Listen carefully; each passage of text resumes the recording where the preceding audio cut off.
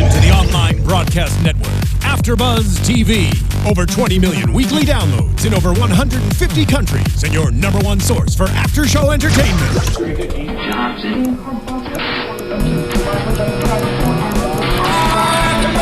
AFTERBUZZ TV, the destination for TV superfans. Producing aftershows for over 300 of your favorite TV shows. Interviewing celebrities and showrunners. And bringing you behind-the-scenes exclusives. All thanks to E! Entertainment's Maria Menounos, producer Kevin Undergaro, and internet leader Akamai.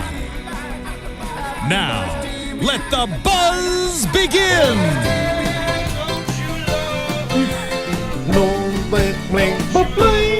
So Doris Du'a? Yep.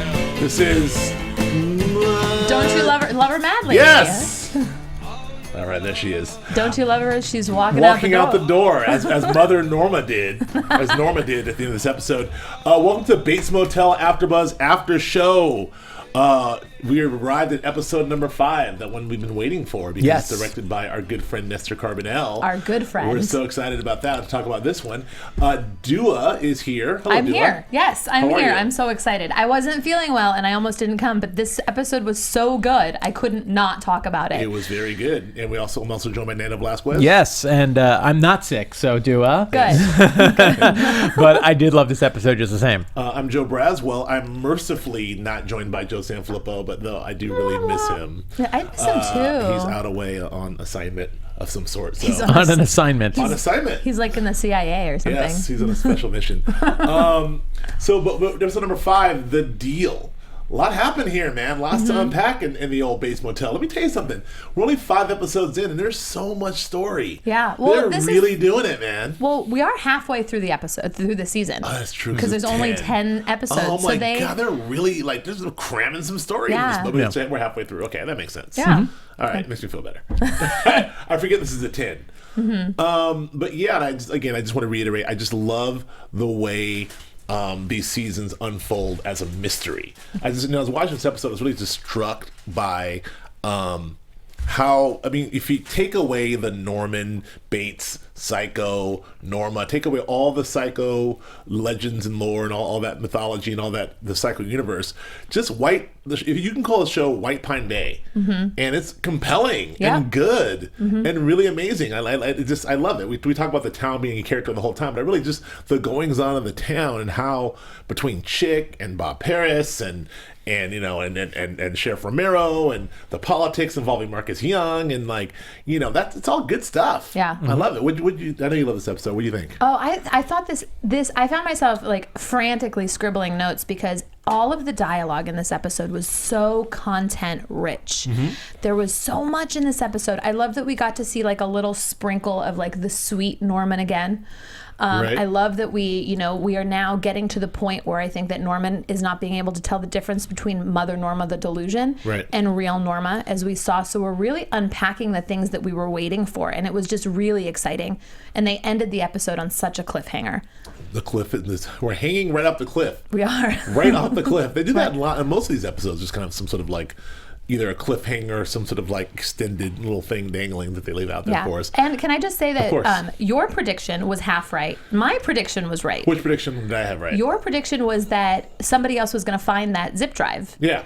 And that, the good old Gunner, look at him coming out of nowhere, hacking it up. Yeah, hacking it. Better than the guy in the cafe. I used to decrypt movies, and I was like, wait, what? Gunner? It's raining. You can't even carry a 2x4 So up the hill. kids, apparently there is some good to do if you can torrent stuff illegally. Yeah, well, I don't know. Discover secret files somewhere down the line, yes. Nando, what'd you think? I watched it with you a little bit. I watched for a second time with you. You were definitely some audible, whoa! There was some good stuff. The scene in Bob Paris's office at the end was hilarious. Man, great stuff. The facial tics that, I don't know if you want to call it tics, but just Bob Paris' reaction to Norma's demands and all that. I just love so much about this, and we get to see more. I feel like we're learning a little bit more about Romero, and obviously, since Nestor directed this, I'm sure there was some motive for that too. Yeah, well, you'll ask him that because Du'a, you'll be happy to know I'm so excited. Nestor Carbonell will be joining us on the phone, not in person, but he's going to call in a little later. And this isn't like last episode where you said it was Freddie Heimer, but it was really just Filippo on the phone. This is actually Nestor. If San Filippo is on the phone in 20 minutes, I am going to be really pissed off. Flip the table? Sorry, Flip. The table. Sorry. No, it's not Filippo. We love you, Filippo. It will be the actual Nestor Carbonell calling in. This was his directorial debut. Minutes. Yes. First thing directed, and also his first time directing this episode, which are one and the same. I want to talk to him about what it's like to direct this episode and some very specific scenes, because you notice a lot of the dialogue, how, sort of how packed with, not exposition, but just how packed with information and tells there was. One of the things I noticed about this is how there was so much reaction, so much that wasn't on the page. For instance, in the scene you just mentioned, in the office, where the three of them are sitting there and Norma is sort of saying her demands, that there's so many takes there, and we'll ask Nestor about this, but I mean, that is such an intense mix of comedy and suspenseful dread. And just Norma's just saying, like, if you read on the page, she's like, this is what I want. But you do cut to Bob Harris and he's looking like, what? Yep. And then you cut to Nestor. It's like when you really delve into to deconstruct the anatomy of a scene, and the whole episode was leading up to that scene. Everything was leading up to the scene. The fact that, Bob Harris or Parrish? Paris. Like the city in France. Like the city in France Bob or Harris, Texas. Yeah, Bob Harris had a conversation with Romero about, I need that thing. I think that Norma has it. And then, of course, Dylan and Norma's confrontation, where Dylan is like, you need to give it to Romero. Yeah. And everything was leading up to that moment where...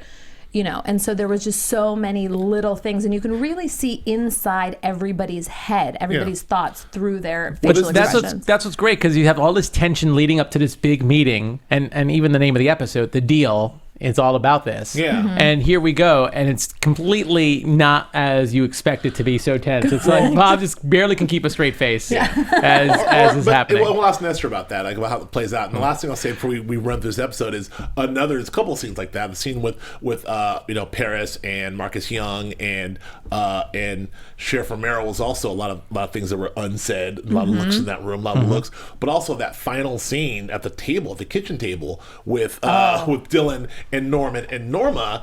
Good. They're sitting there having that conversation, and again, Norma's face, I could not read her to save my life. Is she okay? Is she mad? Is she whatever? But something was going on. I thought that she was absolutely all right with it, because she gave Norman that look, and I was like, oh my gosh, she's gonna, I don't know. This is and then of course that was it. Those were feelings that she was obviously not ready to deal with. One quick thing, because you mentioned the comedy of this thing, and I mentioned this line to you. I don't know did you catch the Wi-Fi line? Remind me? There was a line when Dylan arrived back at the motel and Emma was showing these people one of the rooms. She set the Wi-Fi password. Mother all in caps. Yeah. Caps. Which I thought was hilarious. So just little cute little Easter eggs and little jokes there. Anyway, go for it. Which the over-under on every episode, someone screaming either Norman or Mother is, I don't know what, that's another drinking game. Someone's going to scream, Mother! Or Norman! So Mother in all caps is awesome. So let's just get into this a little bit. So we open, we see, the last we saw, Dylan had chased down Norman, and Norman is threatened, says he has to tell Mother it's what it is, and he runs off to go tell Mother, presumably. Dylan is so distraught by this, evidently. We see the aftermath of this, because he is parked outside of a bar after he's maybe had one too many. Not the first time we've seen him like that. Not the first time we've seen him like that. I mean, and we've all been there, Nando. And I know. We've all been there, you one person that I'm talking to right now. So that was kind of interesting to see how he handles that. And then we cut to Norma on the road, which I like to see. I'm going to mention this to Nestor as well. I like to see a little more of White Pine Bay. I like the open fields. That's very cool. I've never seen that side of White Pine Bay before, but driving down the road and getting almost run down. And there's the car again. Scene. There was the shot of the front bumper. That's very intentional. Yes. Well, we'll see. And I believe that. So she ran off the road, has a very, very ominous conversation, like you could have been killed. And I gotta tell you, it's driving me. I want to ask you, how is this whole thing of Norma? Her refusal to give up the flash drive, and after all of these things that are happening to her, is driving me nuts. I mean, did you buy me? Why is she?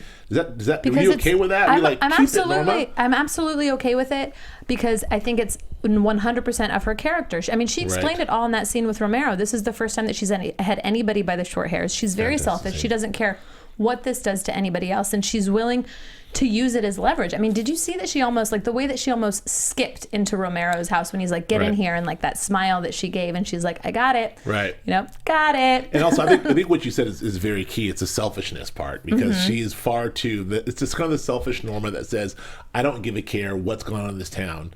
You know, I'm keeping this for myself. And it's just, oh man, it just drives me nuts when Dylan is begging her in that scene with her, like, Mom, we've got to get rid of this. We've got to get rid of this. She's like, no, don't make me do it. Don't make me do it. Yeah, but do you know what the line was that actually made her go to Romero? He goes, this is the first time I've had a family. Dylan says to her, you know, I've been working really hard to have a family. And she's like, okay. So she goes, but she's not just going to give it up to Romero. She's going to do it on her terms. On her terms, yeah. You know, that guy outside, you could have been dead, Norma. The guy that was in the Mercedes. Is that the guy that they found dead in the Camry later? No. I thought that was all girl. That was the threesome girl. Wasn't that her? Was that Lindsay? Yeah, I thought that was Lindsay. What do you mean? I think he went to go talk to, not Lindsay, I'm sorry. Remember he went to go The talk guy to in the the friend? Camry. The guy in the Was Camry. it a guy in a Camry? It was a guy. Yeah, it was the guy in the Camry. Okay, I don't know who Clay that guy DuPont. is. It was the guy that Romero was talking to the fisherman about. Clay DuPont, I think, or that was the guy in the Camry. Okay, I missed it. I thought it was the girl he went to talk to Got in it. last episode. That's what I thought first, and then I was like, no, that's a guy in there. That And it was Clay DuPont. It was the guy that was just bird watching, right? Oh, okay. Well, it was the guy who was just bird watching, and then Romero confronted Paris about this, about him, and said, he said, you know, I see your kid DuPont got rid of the body, and that's when Paris said, that's a big accusation. And then later on in the episode, we find DuPont dead, Clay DuPont dead. Well, yeah, so probably I because turned of that. away when I saw the blood, so I couldn't tell. Yeah, you're weak like that. I'm sure. So there's that. So I want to get to, you know, so Norma has now finds herself in the hospital, and you know we're this sort of really tense moment where, you know, Norman said, like, I had to tell her, you know, and Emma's like, I had to tell mother, and so Dylan runs to the hospital and, you know, to check on his mom, and she's, hey, what's going on, Dylan? What's wrong? Nothing. Yeah. And so this is our first real glimpse into. I think we all had that moment of like, oh. He told Mother Norma. He had a blackout, and I saw him mumbling to himself, and you're like, oh dear. Yes, or oh mother. Yep, and they talk about that a little later when he's like, weren't you wearing that blue and white dress? Yes.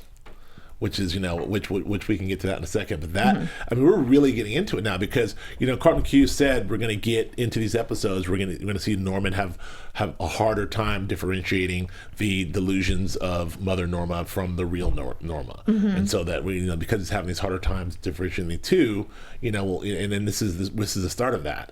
But we'll get to how it manifested itself at the end and in the middle. But after that, that confrontation, after that realization, and Norman has a realization, right? That he's like, oh, that wasn't. No, that wasn't me. Was that me? And that was. Yeah, and I think that's when he starts kind of thinking about it, and that's when because after that, pardon me, after that exchange, he becomes a lot nicer in the episode, like a little bit more back like the old, like he's like, I know that there's something wrong with me. Right. You know, I want to be a man now. I want to be a good man. Well, not before he had the conversation with Norma. Like he asked, you know, did I talk to you yesterday? What happened? He goes, no, you had a blackout and you're wearing that blue and white dress I like. Like what I'm trying to figure out is what is the run up to Norman's blackouts? I mean, like, and what is, because there's definitely a shift. It seems to like he sort of goes up to a certain point and then he loses it and he's up here in Mother Norma zone. And then he comes down and he's completely normal and noble and sweet and wants to do the right thing. But then there's something just sort of ramps him up, and I don't know exactly when he's on that ramp up or when he's on that ramp down. I mean, can you guys tell? Or what triggers him? Or what triggers him? I think that's really important. Is there a tell that you can see that's happening with him? That other than, do you know anything, Nando? Do I know anything? Anything at all? I don't see the tells. I mean, I think that's what makes Norman so dangerous. Right. You know, I don't see the tells. And if you could predict it, I think it would make it a little less interesting to watch if you're like, oh, here true. It comes. Yeah. And not dissimilar from Norma, because I don't know what the F Norma's going to do from moment to moment. Just like as evident in that last scene, she's like, I'm like, oh, Norma's taking this like a champ. Yeah, right? And the next thing you know, she's like furiously packing her bags. But I want to touch on the meeting, the first meeting with Bob Paris, excuse me, and Sheriff Romero, and our boy Marcus Young is sitting there as well in the restaurant. It's like every time we see, and I love the way they're unraveling this Bob Paris situation, because every time we see Kevin Ram, Bob Paris on screen, we learn a little bit more about him, the history of the town, and more importantly, a little more about Sheriff Romero and his relationship to Romero. Yeah, apparently he had a tough childhood. Well, we've learned a lot. Like they played ball together. They've known each other for a long time. He knows about his childhood. They were friends. He even dropped the, like, you've killed for this town, so don't, and which one harkens back to episode 1 or 2 when he's like, don't lecture me. The episode 2 he's like, don't lecture me about, about I forget what the line was, but something about don't lecture me about what to do with this town because you've done whatever you've done. But so they have a deep past, and it makes you wonder. So whatever Harris is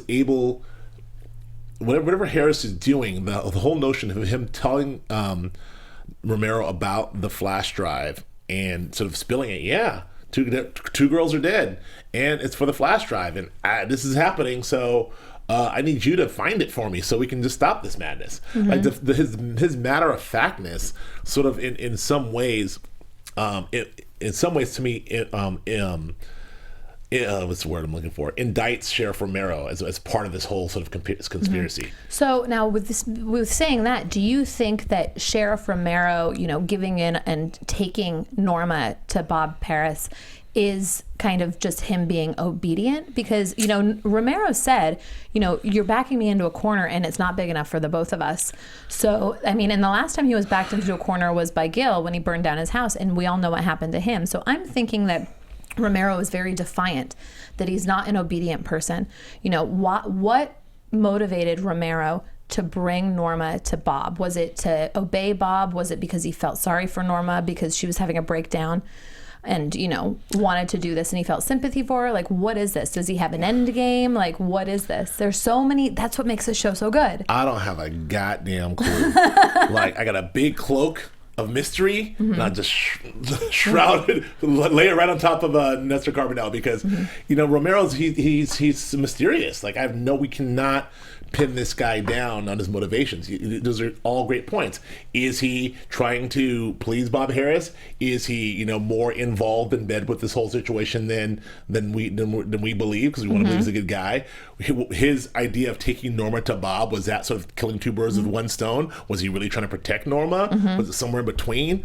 Let's ask him. Can we get him on the phone now? We're going to ask Nestor. He's going to be on the phone shortly. And so we'll get to that. But also, before we get to Nestor, I want to get to this whole Caleb situation. Caleb was looking longingly at the photo of him, and presumably him and Norma. And he's off in the woods, and he's chopping some wood to sort of get some aggression out. And your boy Chick shows up, Nando. Yeah, he does. What happens then? I got it. Okay, I totally know. Chick, he wants to hug it out. I love his line about, you want to hug it out. So many words, but Chick. Well, no, yeah. The issue with Chick is, also a very mysterious. This is the. I don't know who's more mysterious. Is it Chick or is it Sheriff Romero? Because in the shrouded in mystery showdown, these two guys are winners. I understand, everyone, that Nestor Carbonell is on the phone. Sorry, I just this can't very moment. focus. Everyone relax. We have Nestor, are you here? I am. How are you guys? I'm fantastic. Du'a is about to have a heart attack. She can't contain herself. Well, I saw that Marissa was holding up the sign that you were on the phone, and I was all right. Nestor, how are you? Good. Is this Du'a? This is Du'a. How are you? I'm good, thanks. I'm good. How are you? I'm good. Excellent job on this episode. This episode was so good. Thank you so much. Well, I had a lot of help, and I had a phenomenal script that Kerry, Ehrin, and Scott Kozar wrote, and obviously the cast. So it was a real privilege to get to step behind and do that as well. So that was such a treat. So lucky. Very grateful. Well, this is Joe Braswell. We have a lot of questions to ask you about Romero, of course, still shrouded in mystery, and some questions. And I want to get into a little bit about the episode itself, because I too thought you did a fantastic job in the episode. It was actually this is not because you're here. This is my favorite episode. It was. This was a great episode. Are you kidding? No, that's really sweet. Thank you. I like I said, I when I read that script, I was just I was over the moon. I couldn't believe that I was going to get it. There was so much payoff in that episode from the third act on. That and it's also we're at the meat of the season now, just halfway through. So we're getting into a lot of payoff territory. So I was, oh my God, I couldn't believe it when I got that episode. You mentioned a lot about having help. Considering you had this kind of episode. I mean, how did they get to support you? How did the cast and the crew get to support you on this? Well, amazing. We have an incredible, as you know, Tucker Gates is our producing director. He does he directs 4 episodes a season. He did 5 the first season, but he does so much. As if that weren't enough, he helps all the directors in pre-production. So he'll walk them through the sets, and obviously a lot more than that. He'll help get the script in a condition where it can be shot in 8 days, because it's they're brilliant scripts, but they have to be tailored to that format. So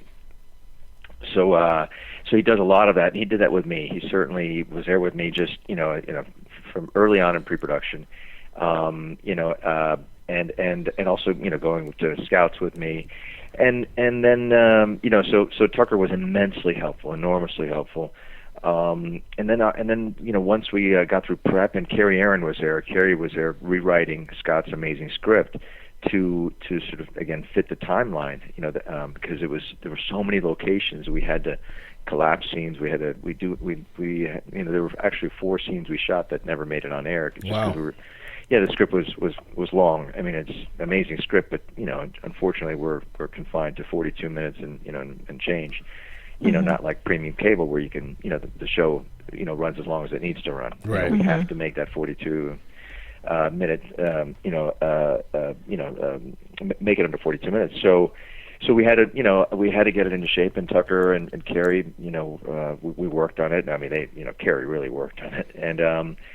And then in terms of, it's amazing what I learned, and I have such an appreciation for just every department and what goes into it. So I would do meetings in pre-production when I wasn't, acting in episode 4. I would have meetings and with a wardrobe was my first meeting, which is incredible. Just going through every aspect of, every wardrobe of every character. But what I loved about what Monique, our incredible, head of wardrobe department, and a costume designer, is that she sees everything, and just every head of the department, everyone sees everything through story. Mm-hmm. So so we're talking about Norma's dress, and she goes, well, she would be wearing this because this is how in terms of her mood, and and then she and it just everyone was thinking in terms of story. So I love that, and it actually helped me. It just reinforced everything I was trying to do emotionally with each character arc.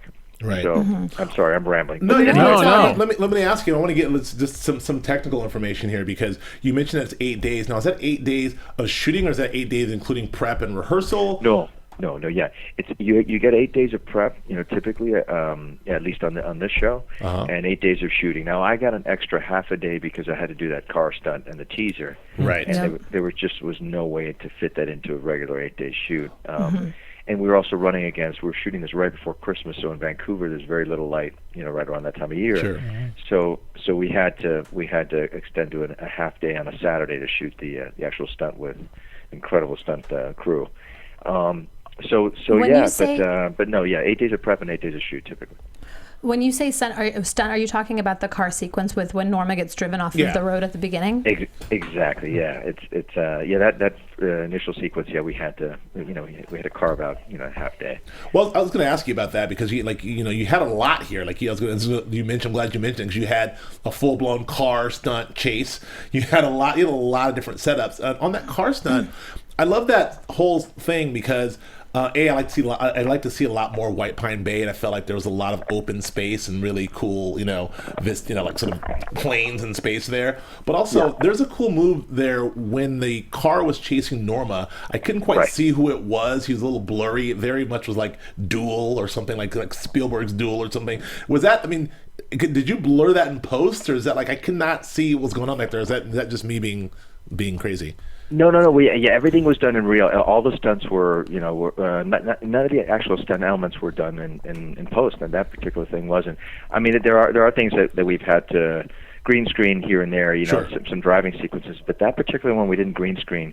What we did use in the stunt, which was I didn't know we could use, was about four GoPros. Oh. So we sent them up, That's great. and maybe that's what you're referring to. Yeah. They were set up on posts. One of them, the car smashed into a post that Exactly. had a GoPro on it. Yep. One was on the ground. One was on a car. Yep. So yeah,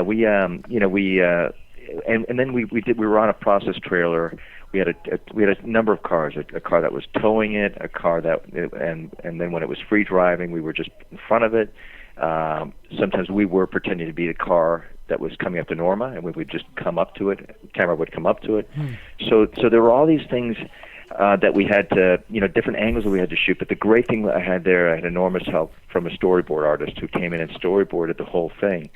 So when Tucker helped me sort of, go through my shot selection, she was able to basically sketch every single angle. And so when we actually shot it on a Saturday, the stunt might have been the easiest thing to shoot because it almost shot itself. Once the storyboard's in place, the schedule's set and you just go about it.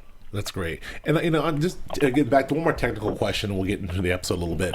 So for you, are you able? I mean, do you sit and sort of select the shots and pick your shots, or do you leave that more to the DP, or is that sort of you and the DP working together? And also, the question I'm having, are you more of a technical director, or are you more of an actor's director? Do you work with the actors and sort of work with them through the lines and make sure everything's okay? Are you more worried about the shots and the look of the thing? Is it a mixture of both? What was your approach? Yeah, I love that, all of it, because I've never, to be fair, Frank, I hadn't done either. I hadn't really had a chance to formally direct actors. To help in scenes, right. But never something like this. I've done a lot of little home movies, but those don't really count. Right. But the technical aspects always intrigued me, and getting the opportunity to shadow Tucker as much as I got to this year, and in the past, but really this year formally, was huge. But I reveled in getting to work with the actors, definitely. I mean, I know these characters. I've been with them for 3 years now, so I had an enormous advantage, in that respect. And I'm also emotionally invested in all of them, not as a character, and not just as a character, but as a fan of the show and of the writing and all the actors as well. So that was huge. But I loved the challenge of camera.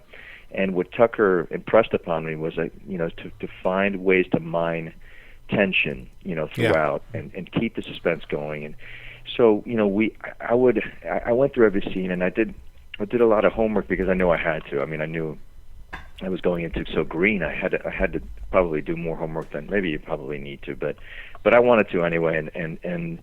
And Tucker would go through all of my shot selections and say, okay, well, that's great, but try this. And of course, his suggestion would be infinitely more efficient and better.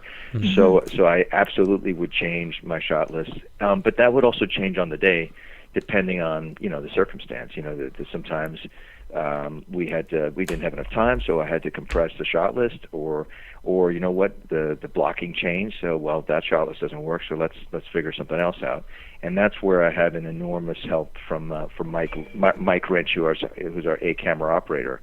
Right. And he was just incredible in freestyling. He actually hadn't read the script. He doesn't read the scripts. So he shows up and, he sees the scene and he goes, and you have a take on it, and he'll go, cool, what about this? And so that's great. So he's an incredible artist. So I mean, between the pre-production help I had from Tucker and then having someone to freestyle and be as creative as Mike Wrench, it's you have the problem is you have so many great choices. Then you just got to pick one and go with it. What I loved about this episode, knowing that you were directing this and just keeping an eye on it, it was, to me, it felt like such a very versatile episode. I mean, you had the car scene in the beginning. You had the very, the ending with Norma storming out the way she was.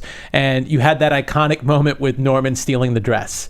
Mm-hmm. Moments like that. But yet you had comedic moments, like the whole scene with Bob Harris' his office when Norma's making that deal, or even a little bit with Chick and Caleb in the beginning. You know, it was a very wide range throughout the episode, I felt. Oh, thank you. And listen, I'm the beneficiary of an incredible script that you said. You know, you said it had so many elements that. So I got to really, you know, I got to play all kinds. We all got to play all kinds of colors. But so yeah, no, I was so grateful. I mean, I was at once, you know, freaking out, and you know, by the notion of like, oh my God, I got to do a stunt. I've got to do all these things. I've never done any of this. Yeah. But on the other hand, I was like, my God, I'll never get a better film school. I just better not screw it up. You know. I had one question, actually, talking about Nando just brought up this scene with Norman and the dress. When I was watching the episode, was that a scene that was added after, or was that there for continuity reasons, or was that there from the beginning? Just because when Norma takes all of her dresses and puts them from her armoire and puts them in the suitcase at the end of the episode, you know, so was Norman always supposed to grab that dress, or was that something that was added? No, yeah, that was always there. It was always part of it. You know, him grabbing it. Yeah, we shot all of those interiors, and actually those were the first 2 days of shooting, and yeah, that was always scheduled. So you know, she ends up not grabbing that dress, but I don't, you know, in that fit of rage, I don't think she noticed, but but yeah, no, that was definitely scripted. I don't think there was anything. You know, there's only a few moments where we sort of, you know, we improvised here and there, just because, you know, once you get to a set, certain realities hit, and you say, well, you know, let's see if. And Kerry was so incredibly wonderful about being flexible with that kind of stuff, and so there were a few moments here and there, like just the thing with in Bob Parrish's office, the scene where we're waiting and Norma's foot is bouncing. Yeah. I saw that, and you grabbed her foot. That's cute. Yeah, but that wasn't scripted. It was scripted that we were waiting, and I said to her something to the effect of, "You sure you want to do this?" And she says, "Of course I'm sure." Something to that effect. You know, it's certainly better dialogue than that. What about that line about the Wi-Fi in the hotel?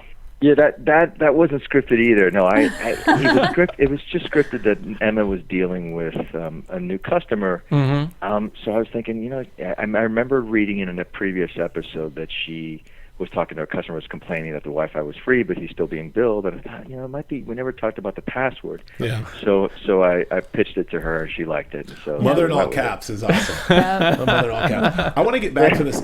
You know, this notion. Before you jumped on, Du'a and I were talking about the sort of juxtaposition of the two sides of how this episode played out. On one hand, there's a lot the script was fantastic. There's a lot of dialogue giving us a lot of information. But on the other hand, there's a lot of sort of you know, a lot of things said without dialogue. There's a lot of nonverbal reactions. I mean, specifically, I'm thinking of the very last scene with Norma sort of not reacting as Dylan tells her everything, and yes. more importantly, or even more humorously, the deal scene, the scene in Bob Harris's office. I mean, if you read that on the page, that seems like that could have read just normal. You read it on a page, and Norma goes in and she says the deal, and you know, and Bob says yes. But the actual way that played out, with the looks on Romero's face, the looks on Bob's face, how Norma's delivering those lines, it was a perfect combination of sort of like humor and extreme suspenseful dread at the same time. The question is that, you know, how much of that is like sort of worked on with the actors and the looks and the takes and the directing? Because that was some Top Gun directing, if you ask me, and Top Gun acting. Thanks. Yeah, you know, that was good stuff. Yeah. Those things are, you know, my favorite things is, you know, in terms of an actor, and getting to do that as a director was a real treat. But to Kerry's credit, and all the writers, the Bates scripts in particular are the scene directions are they're fully written, and the emotional levels of every actor and intentions are pretty much in those scene directions, so which is not typical of a typical screenplay. Right. So it certainly is on the page, you know, but those are definitely things that I wanted to for sure honor in mind, because it's subtext, and the best writing is when it's all about subtext, and what you're talking about has nothing to do with the subtext. So and that's what Kerry and all the writers do so well, and Carlton is they write scenes that are, you know, people are talking about one thing but obviously meaning another.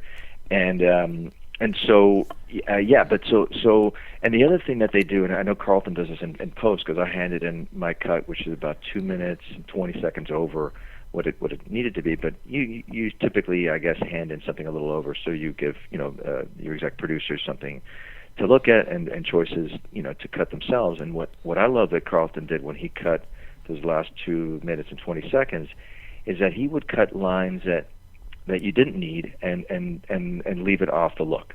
So he did it himself, even in post, which is a real credit to a writer in recognizing that behavior is valuable, and in some cases more valuable than necessarily words. Now, could the same thing be said about that final scene with Norma? Because I can't call Norma Miss Veer from Veer is so great, but we're all watching Norma hear this information about Caleb, and we're thinking, she's taking it like a champ. She's doing great, no problem. And then of course she storms off. I mean, was that also sort of Norma's, the way Veer played that? I thought was just amazing and full of suspense. Yes, she played it a couple different ways. At first she was emotional, and it was scripted that she had a more chilling reaction to it.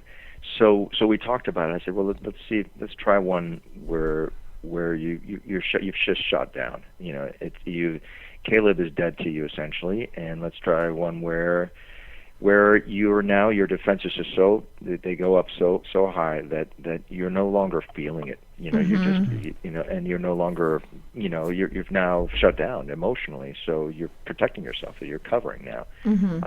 And so that's what she did, and that's what we ended up going with. I mean, it was just so chilling, and we ended up even pairing off more of her dialogue, so that her lack of response was what was making him even more frenzied. Norman, the fact that she wasn't responding to him anymore, the fact that she was almost apathetic, that was almost worse than anything she could say to him. That was even worse than the mirror, smashing the mirror. Just the fact that she wasn't even acknowledging him. So we played more and more with that, and I know the exec said, Chris Anagostin over at Universal and Tana Jameson at A&E, that those were one of the things that they wanted to do more of too. So, continue to pare down the dialogue and allow her sort of her indifference to make him even crazier. So everyone was on the same page about that. It was really great to her indifference makes me nuts as well. So I'm on the same page as that. So, I know. You're right, because she's so emotional that when she pulls that, you're like, what is it? Exactly. So Nestor, before me and the boys were actually discussing before about Romero, we are seeing every episode. I think that we get like a little nuggets of your past and your history, your relationship with Bob Parrish, and we were discussing mainly what Romero's ultimate motivation for bringing Norma to Bob's office. There was the scene with Romero and Bob at the beginning where Bob requests, just get that flash drive. I think that Norma has it. Then there was the scene with Norma and Dylan. And then when Norma finally, comes in, almost skips in to your house, saying, I got it. This is what I'm going to do. I'm, naively optimistic about this really dangerous situation. What do you think? Now, was it, Romero's sympathy towards Norma? Was it, his almost need to obey Bob? Because there's a big history that I know that has not yet been touched with you and Bob. This is a debate that Du'a and I were having again right before you got on, is sort of trying to figure out, as we, I know you said we'll know more in episode 7, but what we like about this is how the use of Bob Parrish sort of gives us a window into not every time he shows up, we get a bigger window into him and Romero as well. So after that relationship after that conversation about the flash drive, and Romero seemed to be on the same page of getting it back, and then Norma coming to Romero, we don't know if this is a manipulation move by Romero or if it's not. Can I just put a theory before you give the official word, since you have the official word on this, Nestor, of course, on all things Romero. What's your theory? But the conversation with Bob Harris in the beginning with Marcus, Marcus when Romero walks in. And Bob Parrish pretty much puts Romero a little bit in his place and says, he talks a little bit about his past on the fact that Romero didn't obviously have a very extravagant life, that Parrish kind of brought him up. I felt that the speech that Norma had right before she was storming out about just how this town is just all the things that have happened in this town, And just this town her has being raped such a me. victim. This town has, I just think in that moment, I felt that was the turn that Romero was like, yeah, you know what? This is a kindred spirit. This town hasn't been the best to me either. I like that theory, Nando. Yeah, that what is do a you good think, theory. Nestor? Nando, I think you're spot on. I think you are. I think in that moment, yeah, he did find sort of a kinship with her. I mean, he has already. The fact that she is, she's always gone the other way. The town seems to go one way, and she seems to go the other. And he finds it refreshing, and he does find a kindred spirit in her, and no more than in that moment where she spills her guts and says, "Look, I have been wronged, and I've done everything, and I can, and I've been screwed over by everyone, and this is the one piece of hope I have, and I'm gonna, go with it, and I don't care what you do." And again, at that point, he says, "Well, he gets sort of the gumption to say, okay, fine, I'll join you." And without giving anything away, I think it's he goes into that office knowing full well it's not going to be easy, and it's not what she thinks it's going to be, but I think at that point, almost not caring, saying, you know what, it's sort of that's a moment where he sort of crosses the threshold and says, you know what, all bets are off now. I've made the decision. Is he there to back her up, or is he there to just to sort of say, you know what, let the chips fall where they may. I'm just here. Or is he there to sort of? Is he there like on Romero's side, or is he there on Norma's side? No, I think he's very much there on Norma's side. Okay, great. I think at that point, he, even when he introduces her, this is Norma Bates. He's essentially saying, and I'm her protector. Right. And I'm here. I got her back. So watch it. So I firmly believe he believes that. Now that can change or can't. Who knows? Time will tell to see how this deal plays out. But Right. But certainly he goes in there with every intention of having her back, and playing it out. Sure. Yeah, well, anybody that's watched the movie knows that eventually this has to kind of go sour and not work out, because that bypass, there isn't an exit off of the bypass. And we don't see that pool. And we don't with see the fence. pool.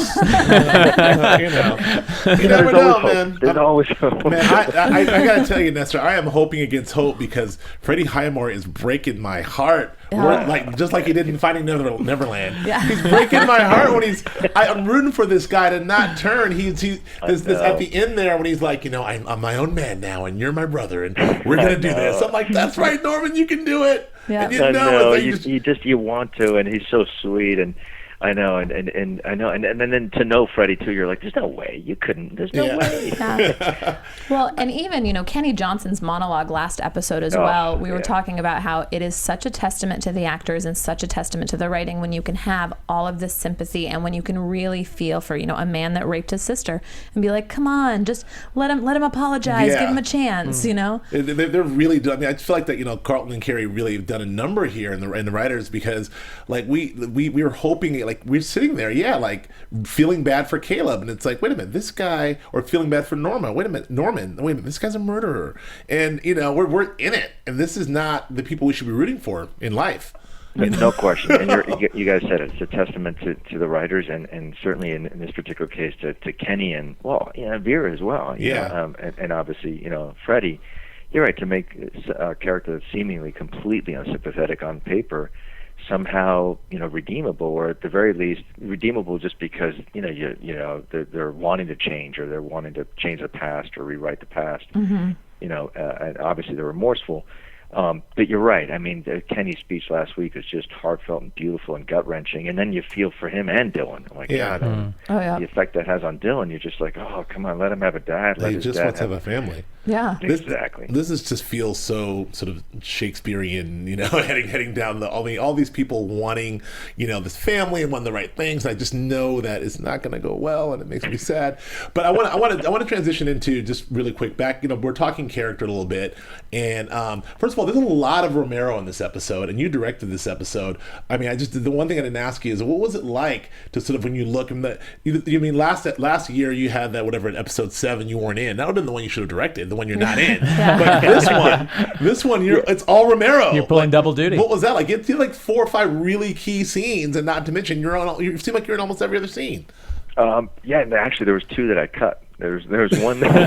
Too much Romero. There was too much. It was just too much. I was sick. I was sick of watching myself. It was too much. There were two that one we shot, and we got to half of one because we had to do reshoots for another episode that night. So I had to give the crew over to Tucker, but we ultimately didn't need those scenes, and it did. So we ended up cutting them. But no, it was interesting. The way that it worked out with the episode, the reason I got it, because I'd expressed interest in shadowing Tucker to Carlton, and Carlton said, "Oh, wow, I can see you, directing one day." And I go, "Cool, thanks. I'd just love to shadow him." And he goes, and later on, a month later, he said to me, "If someone drops out, would you be willing to step in?" And I said, "Sure, yeah." Not thinking anybody would drop out, and sure enough, somebody dropped out. But and then I got that amazing call from Carlton, and he was able to make it happen, and Kerry as well. But I didn't know. I don't think they knew how heavy I was. Well, I think they would have had a sense of how heavy I was in it, but not until they delivered the script. I think that it dawned on Kerry. She said, "You're in this a lot." That's all right. I said, "It's guys. It'll be fine. I have tremendous support with So I had a lot of help from. Obviously, I was there with the actors. I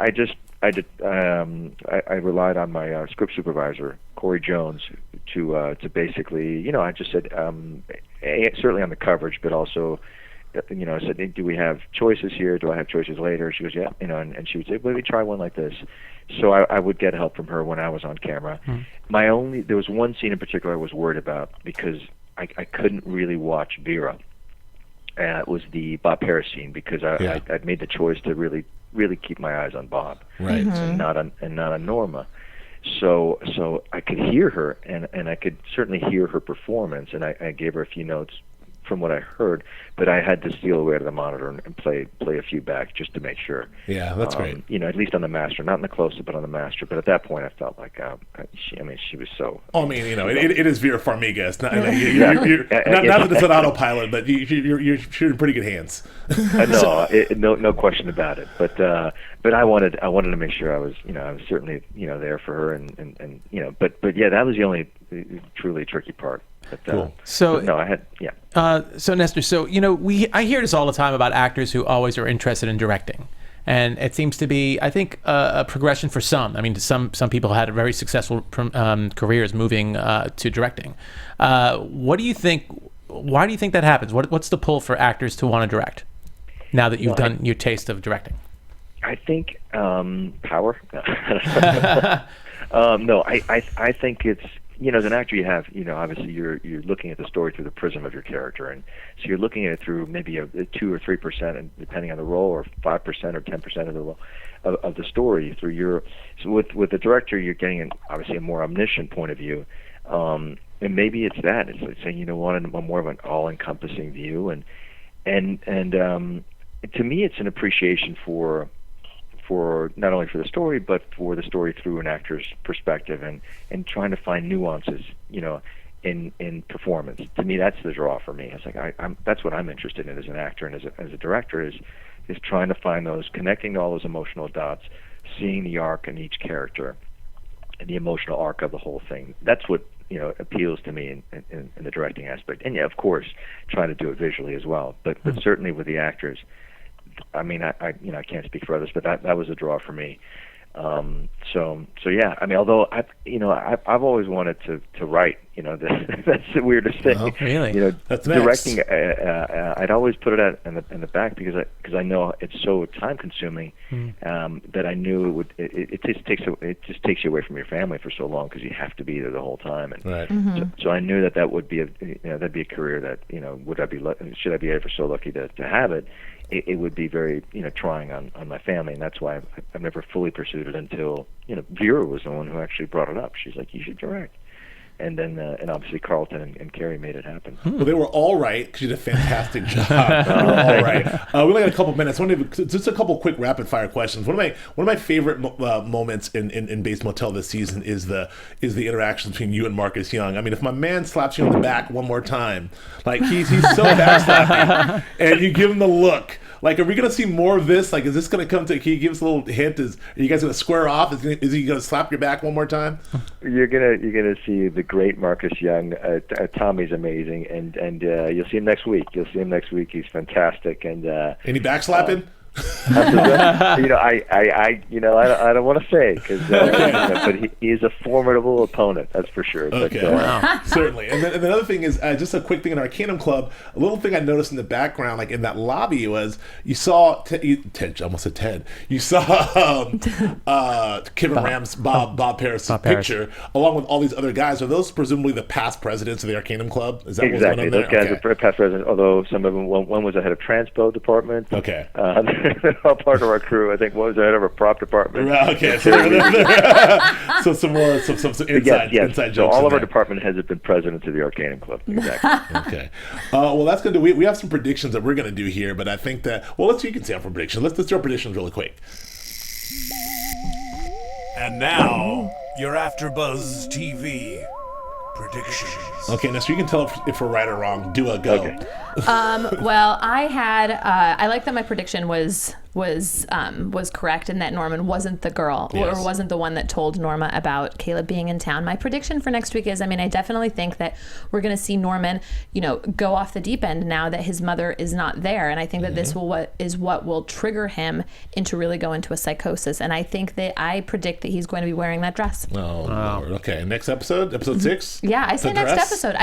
They're moving it along really fast. We only have 5 more episodes of the season to go, and so I don't think they wait. They did have. I'm saying episode 9 for the dress, or 10. Go ahead. They did have have that promo with Norman in the dress. Yeah. Right, that really quick shot. Weird, yeah, the 360 camera. 360 Vicon camera thing. So I feel like we're definitely going there. We're going to that. The fact that Gunner opened up this file, I just think his days are numbered. Hacker Gunner.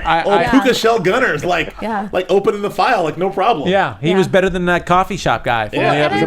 Norma didn't even. No, I love that. Yeah. Well, that's what hacking into computers and decrypting movies. That's where it gets. I felt that was a promotion for people who like to illegally download movies. It's like, and then you can get the hacking skills to blackmail people to break into stuff. Don't illegally download. Do not illegally download. Prediction, Nando. Yeah, I think Gunner's days are numbered. I think he's a goner because he's a loose end right now. Gunner's a goner? Gunner's a goner. I think, yeah. And where is Norma headed? I think that's the big question. I know where she's headed. She's headed to the therapist's house. We didn't talk about the therapist, that interaction therapist. Yeah. The therapist made his move. He did. He made his move. Good for that guy. So cute. He's a smooth operator, yes. Yeah, with his beard. He's got some lines, everything. He's doing the whole thing. Yeah. I think that's where she's going. I think that she's going to, because she's so reactive, she's going to get halfway down, like a miles down the road and realize she's like, I have nowhere to go. And then she's going to end up calling him and staying But she's got that gun. She's got that gun, too. 100% going there.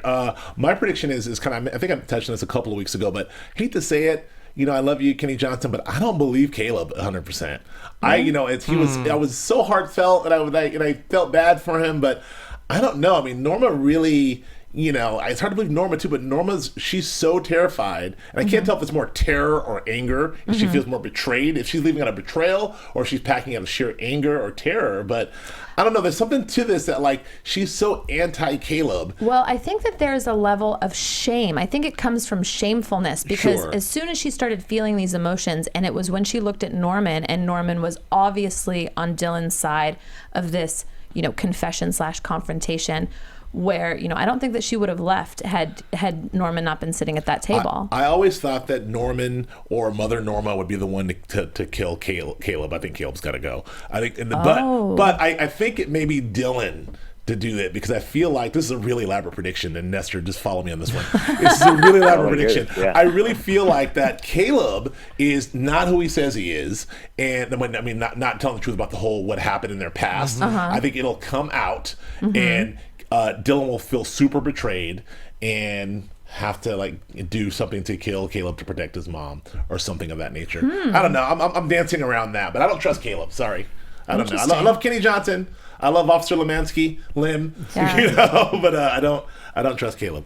You don't think that the Norma and the gun would end up killing her own brother? I don't know. The gun. She's wielding that gun too. Just holding it out there. Yeah. Yep. She's not going to tuck it in the bag or anything. She knows how to shoot. Anyway. Listen, Nestor, it was fantastic. Thank you so much for... Oh, wait. Was I right? Thank you guys so much. I so appreciate it. And I do want to say one thing. Yes. Yeah. First of all, you're all right.